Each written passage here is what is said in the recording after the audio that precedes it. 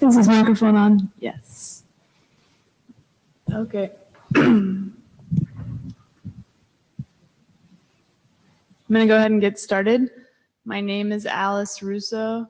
I work for the RFC Production Center.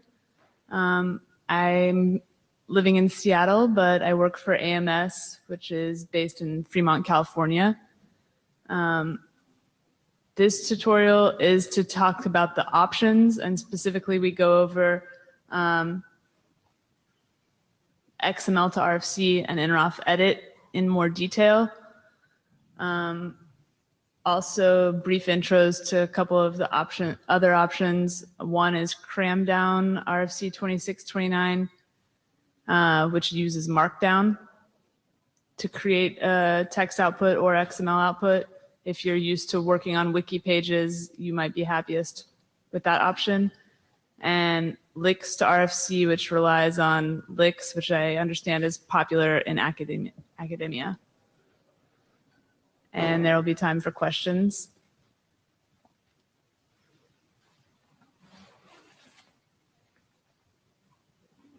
Also, if you have any questions along the way or you don't understand what I said, I spoke too quickly, then feel free to ask a question in the middle as well. So just to get a general feel for what tools people are already familiar with, can you raise your hand if you've used XML to RFC to create an internet draft before? Great. And raise your hand if you have XML to RFC installed on your machine, you run it locally, as opposed to on the online converter. Okay, so about half of the people using XML to RFC have it installed locally. How about INROF edit? Has anyone ever used INROF edit to make an internet draft? One person.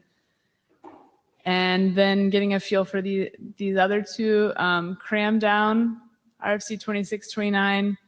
Anybody use that? How about pandoc to RFC? So another markdown option that's not on this. Nope. How about LIX to RFC, which is listed there? Nope. Okay. I'd say XML to RFC is really popular from what we're seeing in terms of, I only see the internet drafts that are approved for publication as RFCs, but a lot of people are using XML to RFC. How they actually get to that XML file, there are various paths, some of which I'll talk about today. So basically this is geared for at the beginning of your process. So this slide's from Scott Bradner's newcomer tutorial, but before it even goes to the working group, you're working on your draft, it's a good time to choose your authoring tool. And some people don't choose, and then later they have co-authors who say, oh, I'd really like to do this in XML to RFC, or whatever their favorite. Oh, that's one of the other ones I didn't ask about is the Word template. Has anyone used the Microsoft Word template to create an internet draft? Okay, a couple. So, you know, you don't have to stick with the same authoring tool through this whole process, but it helps if you choose at the beginning when you're authoring your internet draft something that works for you so that you can focus on the content and less so on the formatting. So going through some of the options here, INROF edit is using an INROF source file. The tool credit is Stefan Sanderson, and this is the website where it's available. You install it as a GUI that's a side-by-side. You see the INROF on one side and the text output on the other side. It starts off with a template for an internet draft.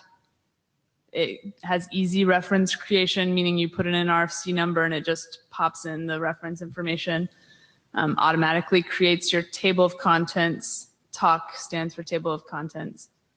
And in brief, you edit within the application.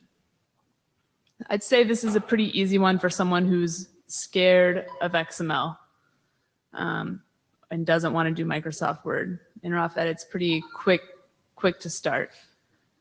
XML to RFC is one that a lot of people in the room were already familiar with. You can install it or you can just run it in the web converter. I recommend the web converter for a lot of people because it's always going to be up to date.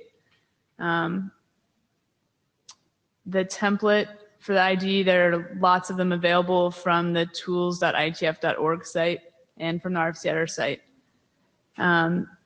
This is probably the most comprehensive reference creation that you have because it's not just RFCs, it's also internet drafts, and then there's citation library for IEEE references, and I'll be going into more detail on this, but also for other SDOs.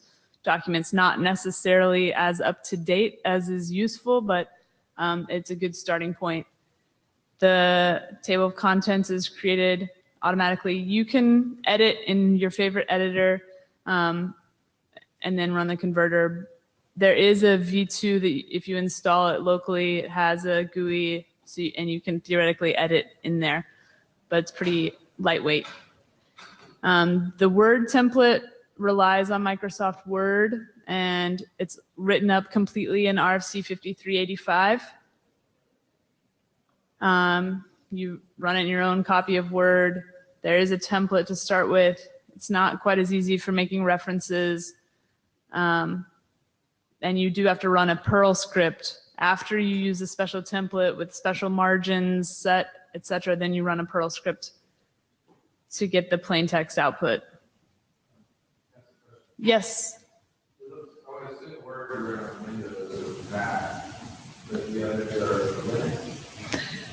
So the question is, I'm just saying the question into the mic. So the question is, what operating systems do these run on?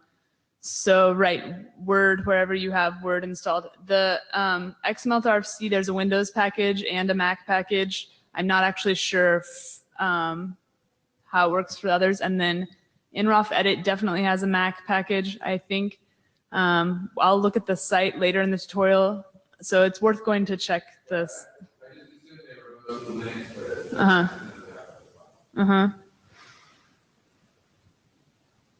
So looking at some of the other options, the one on the left, Cramdown RFC 2629, and the one on the right, Pandoc to RFC, are both Markdown.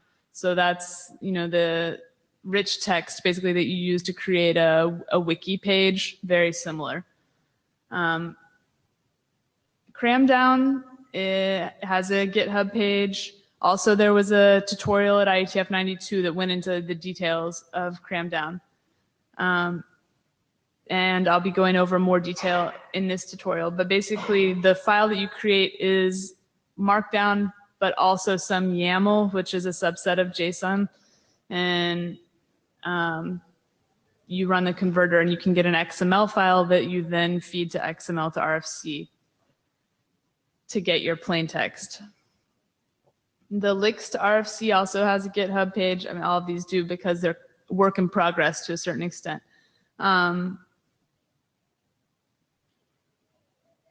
Yeah, the converter relies on various software for links to RFC that you have to have installed, so it's worth going to read the documentation to see if it's something that you already have. You probably know if you already use LaTeX or LIX that you would like this one. Pandoc to RFC is written up in RFC 7328. It's fairly similar to Cramdown RFC 2629 in terms of the markup, but they made different decisions about how to handle internet draft specific things like references and figures and tables, references within the document. Okay, so I'm going to go into more detail on INROF edit. It's what you see is what you get. It's a side-by-side view. You download it. It has spell checker built in, a template built in that gets updated. Why would you choose it? Because it's an easy way to make an internet draft that's going to be accepted by IDNITs. It automatically does some of the things for you. Generating the references from RFC ref text, that's a plain text file provided by the RFC editor. So it's going to be up to date with the right format and also the most recently published RFCs. It's pretty straightforward. You could provide also the INROF file if your document was accepted for publication, approved for publication as an RFC, you could provide the INROF file to the RFC editor and we would use it. We edit INROF files and we edit XML files during the publication process. That said, you don't have to have a source file to provide. If your document's approved, we will create a source file if you, for example, edited plain text from scratch or used the Microsoft Word template. So quick start with INROF edit, you download, you install, and you say new draft from template. It builds the reference list automatically. It's the same file that I mentioned. There's the preloaded template, which you can also just download if you want it. If you, for example, you want to run INROF on the command line. Basically, INROF markup is simplistic and makes text output. There's another INROF template available from the RFC editor site. And I meant to say at the beginning, these slides are available from rfceditor.org/materials/ the name of this tutorial, basically, but I can put the link up later. It's also available from the EduTeam wiki pages. So it's INROF basics. The commands all start with a period. It's very basic. I mean, INROF was developed decades ago. So you tell it exactly how much you want to indent. You tell it if you want text to be wrapped or not wrapped. Line breaks and page breaks and keeping lines together, it's all very explicit. So to contrast with XML-to-RFC, you wouldn't be worrying about things like this. With XML-to-RFC, it's going to choose for you how many spaces to indent, and depending on what element you used, it chooses when to wrap the text. But if you're already familiar with this, it's not too complicated. This is a screenshot of the automated table of contents, so you're not trying to pull that together. As mentioned, the reference insertion is pretty straightforward, and you can even give the references different labels. You know, some people like to label their reference IKV2 instead of the RFC number, and it has that functionality. And then my recommendation here for if you're inserting references to other sources like internet drafts or non-RFCs, then I would recommend copying and pasting them from existing documents rather than typing them from scratch. But basically, you're just putting an indent command before each one. So this is the screenshot of the managed reference list. You can see at the top it's in an INROF comment that's ghosted out, so it's hard to see it on this slide, but basically as the author you just put in a list of numbers, of RFC numbers, optional labels, and then INROF edit's creating everything below the yellow arrow, so it's automatically creating the reference entries, which is nice. Another reason you might choose INROF edit is if you're starting with an internet draft that you don't have a source file for, because you can take an existing internet draft in plain text and feed it to INROF edit, and it will try to convert it to INROF.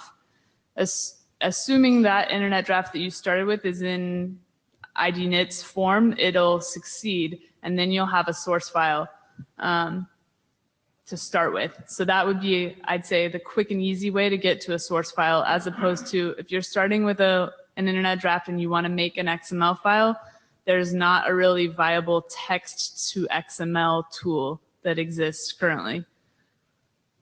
So it's more of a manual process, and I'll talk more about that later.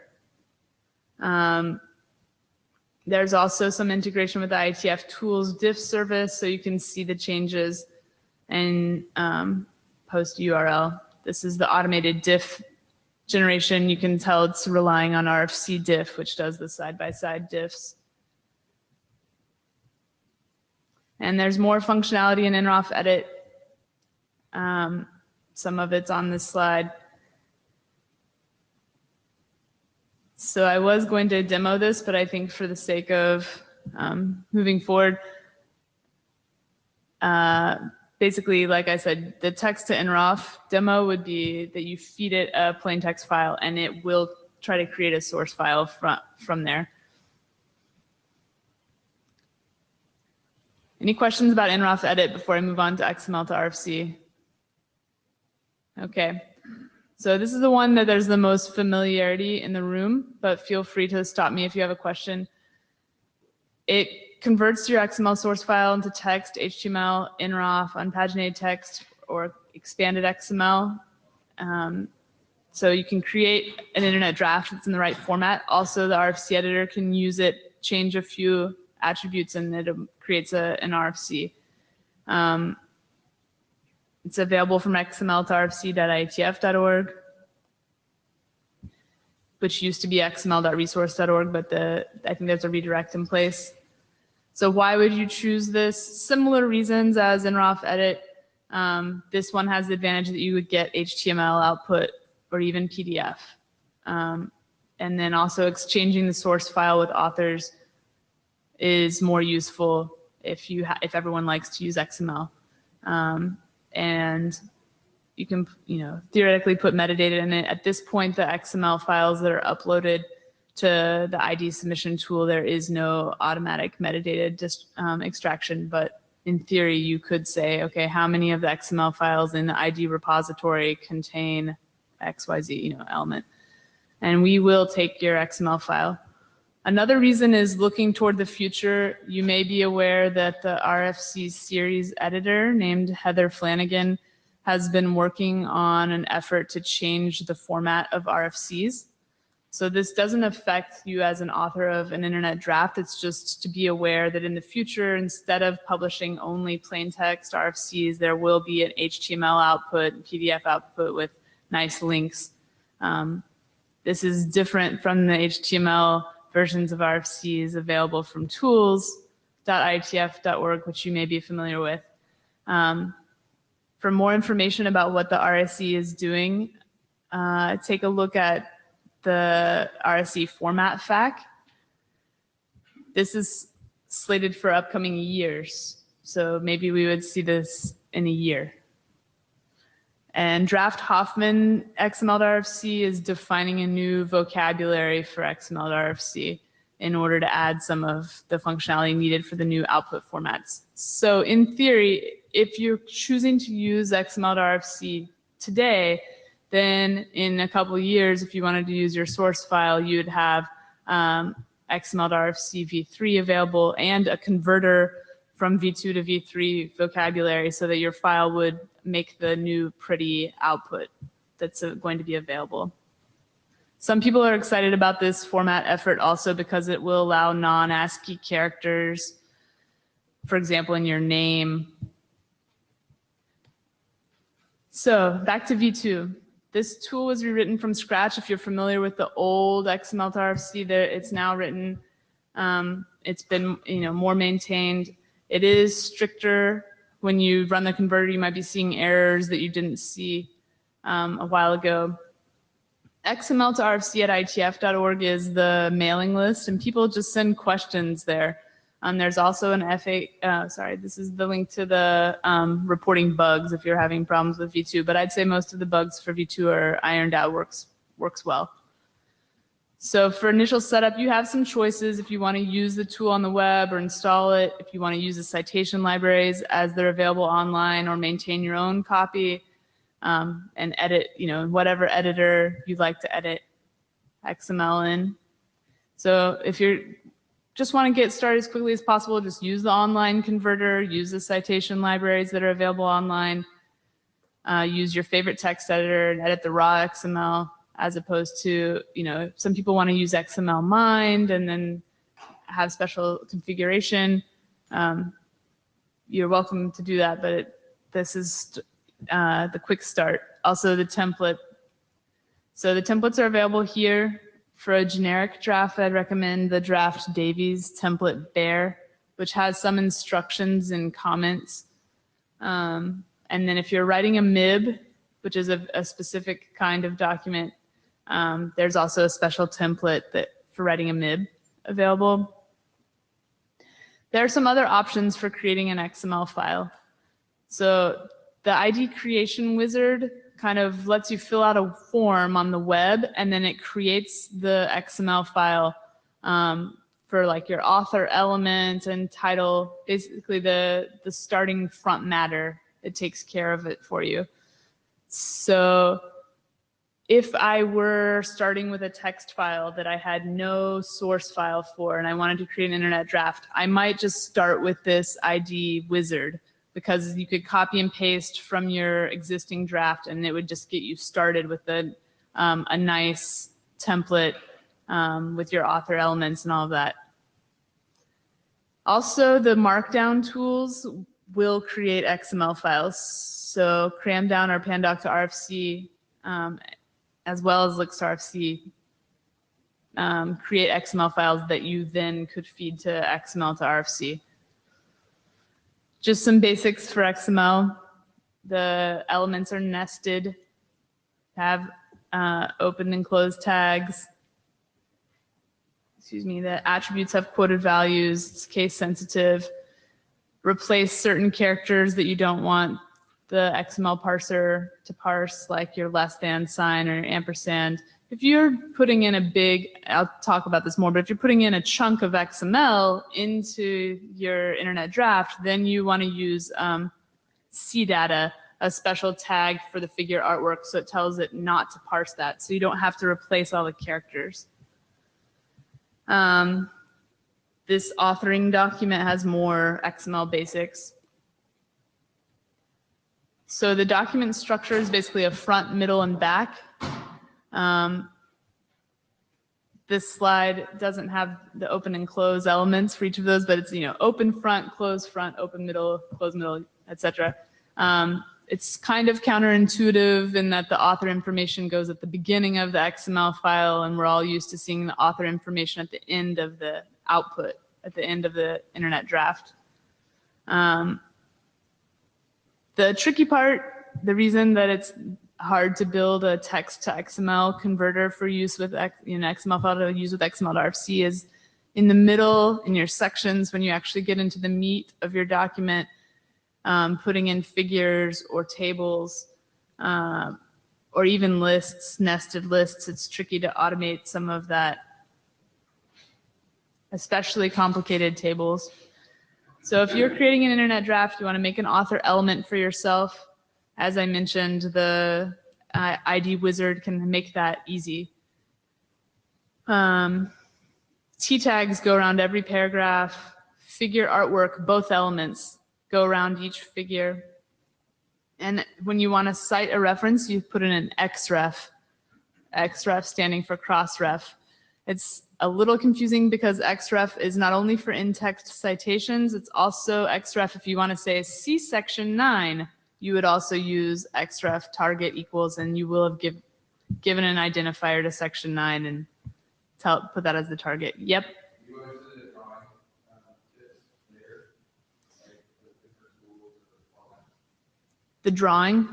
For figures and artwork. Meaning like how to create ASCII art? Okay, so the question is, am I going to talk about drawing tips or how to create figure artwork? So because, as mentioned, because the output is plain text, a lot of people have fancy ASCII art in their internet drafts. I don't really dive into that in this tutorial. My primary recommendation for getting ASCII art into your source file is to go and look at another internet draft or RFC where you like what they've done and start with that as your Yeah, I guess it would be good to know which ones were maybe good examples to follow and not good examples to follow. I agree. So he said it would be good to know which ones are good examples to follow and which aren't. I've actually been thinking about that lately in terms of saying some specific RFC numbers that might be good examples for bit diagrams or flowcharts that could be good starting points. Yes. Tomáš Čejka, CESNET. I have a question. Can I put figure into paragraph? I mean figure inside of T or outside? I actually think the DTD lets you do either one, but I don't remember off the top of my head. But it's not going to affect your spacing. Like if you close the T, close your paragraph, and you put in the figure, it's not going to give you extra white space. So I think you close the T and then open your figure generally. Okay, thank you. Yep. Would it be possible to have a copy of your presentation? Yes, the slides are currently available. Let me see if I can show where they are.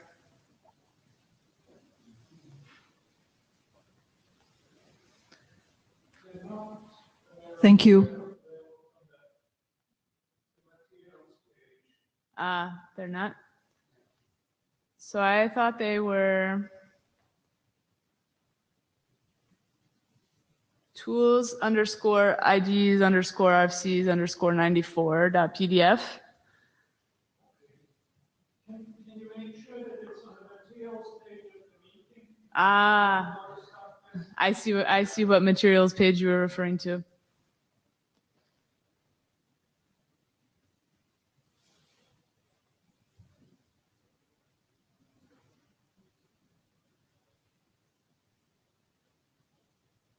Okay. And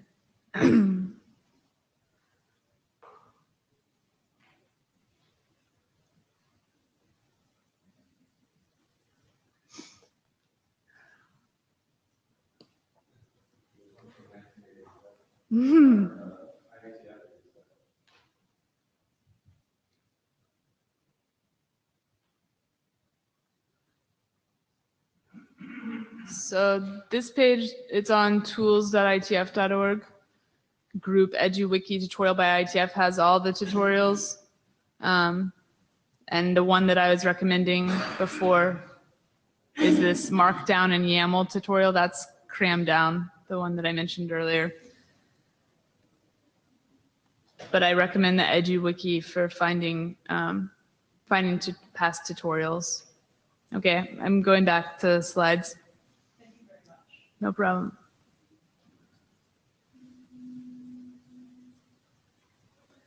So one question that comes up a lot for people working on XML RFC is, what am I supposed to do with the IPR attribute? So generally, trust 2009-02 is the most commonly used one. Then this pre-5378 trust 2009-02 is the one that adds an extra paragraph that has to do basically with if your text relies on old RFCs. And I recommend looking at the FAQ available from trustee.itf.org. And all the license info is on that site. This is an empty author block. I wouldn't recommend starting with an empty author block and filling it in so much as I mentioned, the ID wizard, kind of you just fill in a form with your name and then it spits it out with your information all in the right places. If you're using lists, and IDs definitely seem to have a lot of lists, these are the styles that are available. So empty is simply indentation. You have numbers, letters, symbols is to get the bulleted list, which in ASCII comes out, the top level bullet is an O, lowercase o. but you can actually use a processing instruction. That's what the PI RFC text list symbols, you can control what the bullets are. Hanging gets used a lot for definitions. And then format %D is an example of how you could do a customized list. So it'll let you do %D for digit, %C for character, %I if you're doing Roman numerals, and you could change it, like if you wanted to say rec1, rec2, rec3, you can do format rec %D, and then it'll make it the list like that. So that's the example I was just talking about for customized lists.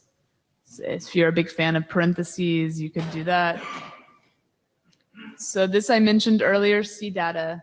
So in a figure artwork, it won't parse the content if you put in this C data. Especially useful if you're trying to put XML or HTML into your draft, because you don't have to replace all the angle brackets.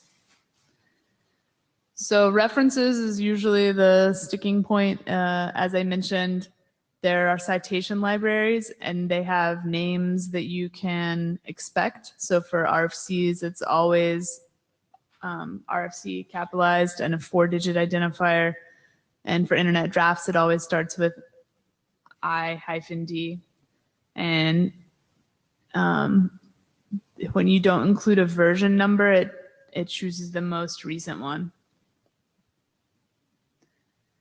So this is a screenshot from XML to RFC webpage. So if you scroll down on that page below the converter, it lists the citation libraries that are available. And some people maintain a copy locally, but there's no need to do that, in the sense that if you're using the online converter, it recognizes the names and it'll pull the reference information from these libraries. So as mentioned, there's RFC and internet drafts, and then there's W3C documents, JSF, which is like XMPP, the Jabber documents, 3GPP documents, and then miscellaneous has a big mix of different SDOs, and they're not very up to date. There is a new one, which is bibxml6, which has IEEE documents in it. So that the content of that directory actually has been updated, so you may find it has the more recent IEEE document you want to reference. So one of the tricky parts with XML to RFC is that there are different ways to get the references to do what you want. The short way is just using an include. It's relying on an RFC specific processing instruction. So some people don't like it. The long way is that you define an entity at the top, and then you call the entity in the references section. And the really long way would be that you copy and paste in the whole, the complete reference element, which you need to do if you're referencing something that's not available in the citation libraries. Sorry? Yes. Okay, so the point they're making, it works offline. So if you're relying on the citation libraries and you don't have a copy of them on your machine, then it's nice to have the complete reference in there if you're trying to get output from XML to RFC while you're offline. Although that means that you have to, when you publish a new draft, you have to go and check each of the references and manually tweak the numbers and so on. Right, so it's a sync problem, right? Because as you know, internet drafts often get replaced. So what was on version 05 when you wrote you referenced version 05 of an internet draft, and then a month later it could be on version 10. Or other SDOs documents obviously change over time. So the downside of doing number 3 is that you're basically hard coding all the content of the reference into your document. And some references are a moving target.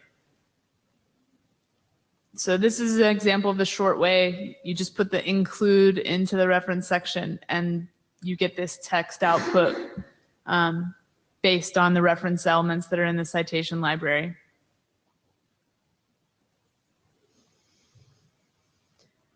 This is an example of the long way. At the top of the document, you have these entities. It's helpful if you're starting with a template so you know what to put in there. And then in the references section, you use the ampersand. And the really long way is to put in the whole reference element. So for RFC 2119, it doesn't really make sense to put in the whole reference because it's an easy one to use the citation library for. But if you wanted to reference a Wikipedia page or something, you know, you're going to have to make a reference from scratch. So this is the template for a reference from scratch. The DTD does require the date element, but it can be empty. So you can have an empty date element in there. Another trick with the reference from scratch is, let's say you're citing another SDO's document and you want the organization to be listed as the author. You leave the author attributes empty. So initials, surname, full name, blank. And then you put organization, you put in right now that organization element is empty, but you put in content there and then it'll list that organization as the author. Because that's helpful in that you don't have to hack the author attributes to try to get the output you want. So for reference tags, some people like to use 1 instead of RFC 2119, you know, 1, 2, 3 numeric references. You can control that with a processing instruction called symrefs. So if you set symrefs equal to no, sim means symbolic, then you would get the numbers. And also some people like to use the names instead of the RFC numbers, like mentioned IETF. This is one of the downfalls, I think, of XML to RFC v2 is that in order to do that, you actually have to put the whole complete reference element into the document and then change the anchor. Whereas when we were talking about inrof edit, it was easy. You just put the label next to the number and it generated the right thing. Also, once you change the anchor to IETF2, then every time you want to cite that document in the body, you know, within the body of your document, you need to have xref target equals IETF2 because you've renamed it. Okay, going into the table structure in XML to RFC, it's called text table. It does not have as much functionality as an HTML table, obviously. It's pretty basic. That's why I put the little white box in the bottom that says figure artwork elements are another option.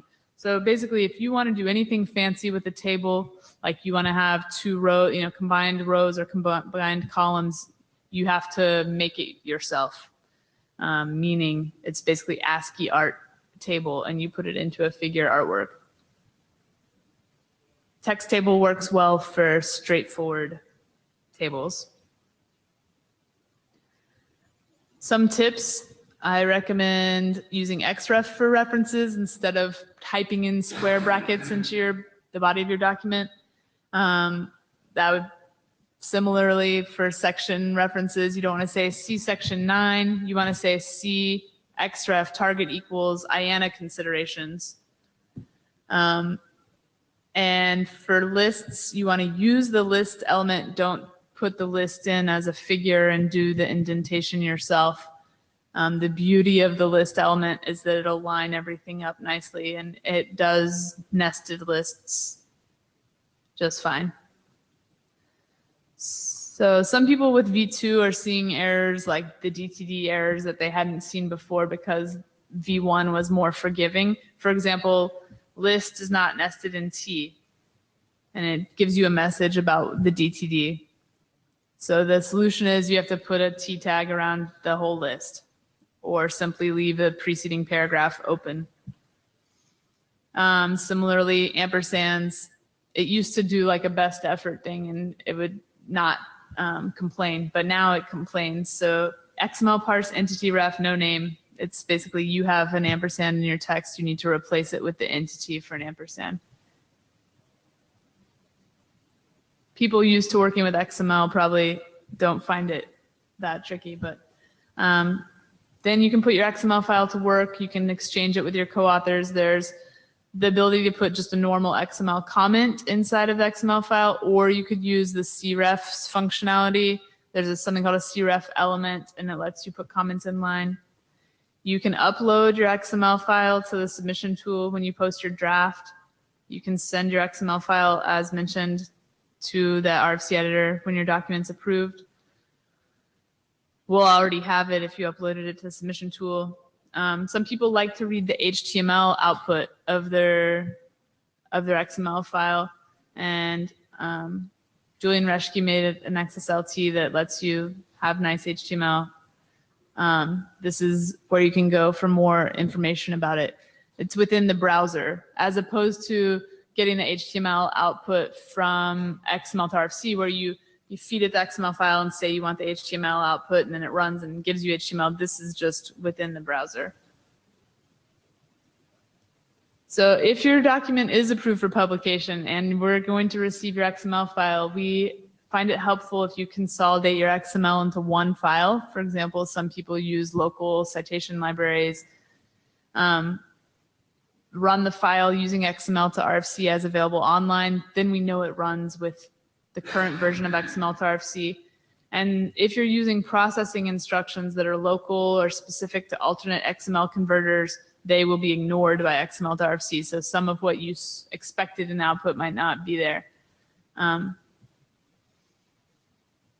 One problem people run into with XML to RFC is white space. How do I control the white space within my document? How do I get blank lines between list items, or compress the text so there are no blank lines? So there's a processing instruction, compact, and there's also subcompact.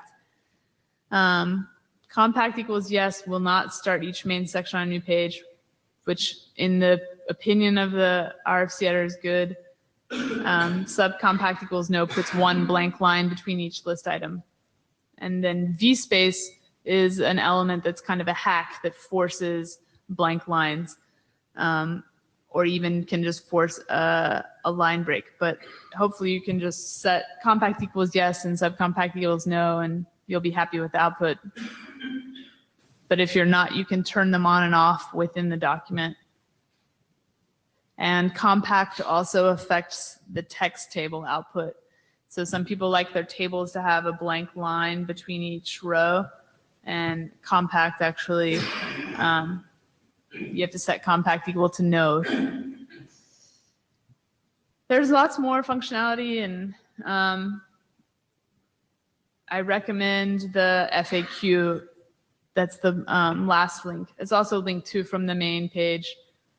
I wrote it, so that's part of why I recommend it, but also it's some of the common things that people run into. So I think I'll just do the middle of these demos. So this is what the, I don't know if I can get my display to do the right thing for this.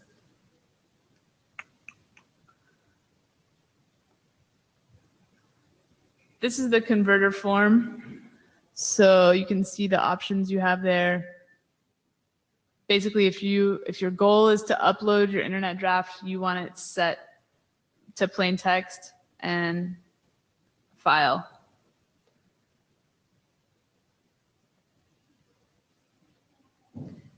This RFC markup option is the script that, if you ever look at the tools.ietf.org HTML that has the links, I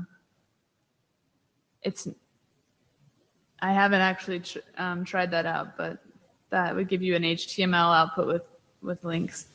And then scrolling down on this page, as I mentioned, is the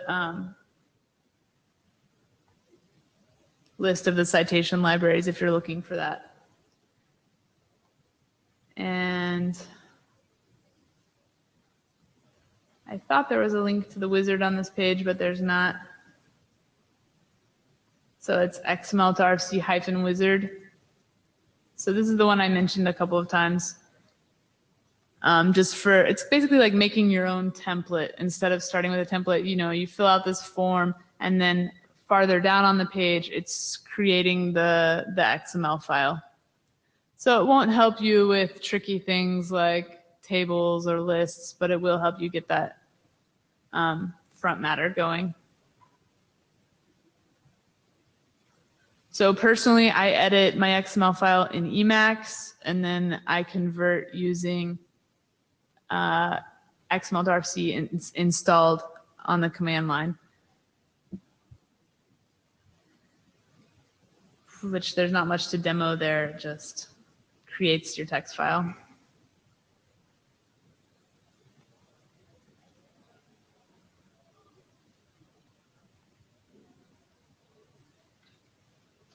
Okay, going over the Markdown, one of the Markdown options. So this tool is created by Karsten Borman. As mentioned, the link to his slides are there. Slides.rfc.space was his tutorial that goes into details. So I've just picked a few highlights from his tutorial to give you a taste for what his tool is like, in case you want to, if it's appealing to you. Basically, you feed a Markdown file to his tool, it creates XML, and then you feed that XML to XML to RFC, which you could either do on the command line or do using the online converter. So why would you choose this tool? As he describes, it's distraction-free writing, so you can focus on the content. The quick start guide is you use gem to install his tool and pip to install XML to RFC. Then you edit your Markdown in your favorite editor or a specific Markdown editor like Markdown or Markdown Pad. And this is what it kind of looks like. If you've edited a wiki page, it's very similar. Where I think it gets a little clunky is the table. I mean, you could argue the table is also clunky writing in XML directly. Where it says code block or just indent by greater than 4. So there's 4 tildes in a row there. And that's basically going to create a figure artwork in the XML output. And then every time you want to cite a document, you use curly braces, and that's going to be the equivalent of like xref target equals blah.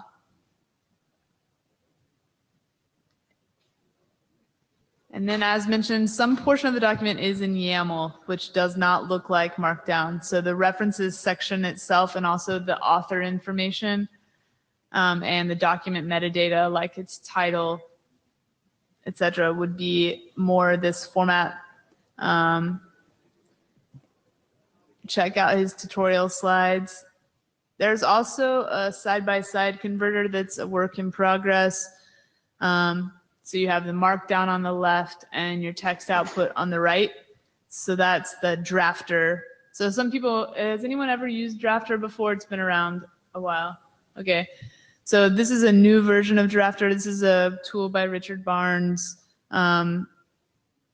It's not complete, but it'll do the basics. And it's relying on Cramdown. So kind of just gives you an interface, a web accessible interface to the Markdown converter. Also, if you go to drafter.js, it'll give you a starter template, which you can also get from the Cramdown page. So finally, looking briefly at links to RFC, this is Nico Williams' tool, and he is not a fan of XML, so he made these slides, and apparently this, for some people, links is something they're already familiar with, and this is an easy way to get an XML file.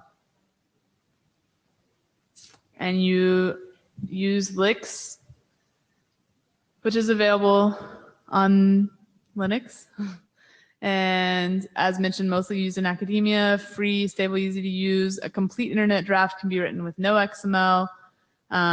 It does all of the functionality we've talked about.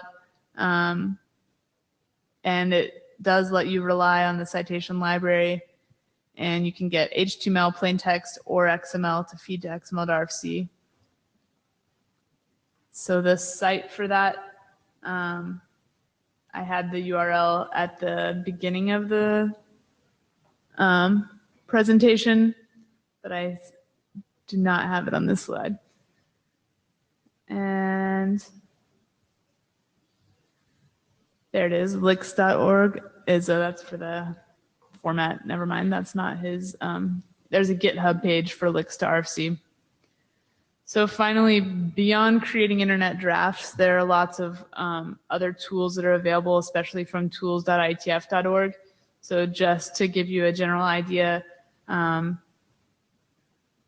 under search and view documents, IETF doc fetch is something you can install for in Firefox that lets you have a search bar for RFCs internet drafts. There are a bunch of different options for diff tools if you like side-by-side diffs, or you like inline diffs, or you need to change the color of the diffs. It lets you do all of that. And the daily dose is automatically created list of links relevant new IETF information. The working groups, a lot of working groups have wikis on tools.ietf.org. The email aliases have actually been switched over to the main IETF.org. So from the data tracker pages, what I mean by an email alias is that if you know that you need to email all the relevant people for a specific internet draft and ask them, you know, hey, do you have a source file, or make comments on their draft, they have set up these email aliases that are basically like the draft's name at IETF.org, but it -all usually, or if you want to email the working group chairs, you can put the working group acronym -WG, or sorry, -chairs at IETF.org. But from the data tracker pages, it'll show you what those aliases are, and they can be useful for communicating with the right people. There are also admin RSS feeds available, like keeping up with the most recently published RFCs or internet drafts. Also, as you may know, since you're at the meeting, there are various tools for helping to follow the IETF meeting. And also formal language checking. For example, if you have ABNF in your document, there's an ABNF parser available, MIB review tools. So as mentioned, the XML to RFC list is a really good place to go if you have a question like, why isn't my XML file running? The RFC editor is here this week. We'll be at a desk Monday through Thursday near registration, and we're good for questions like, what tool should I start with? Or how do I get the source file for this old RFC that I'm working on the BIS document for? Or various other, who should I talk to about something? We're welcome, you're welcome to come and ask us. And there is a short survey available, surveymonkey.com, and ready for any questions.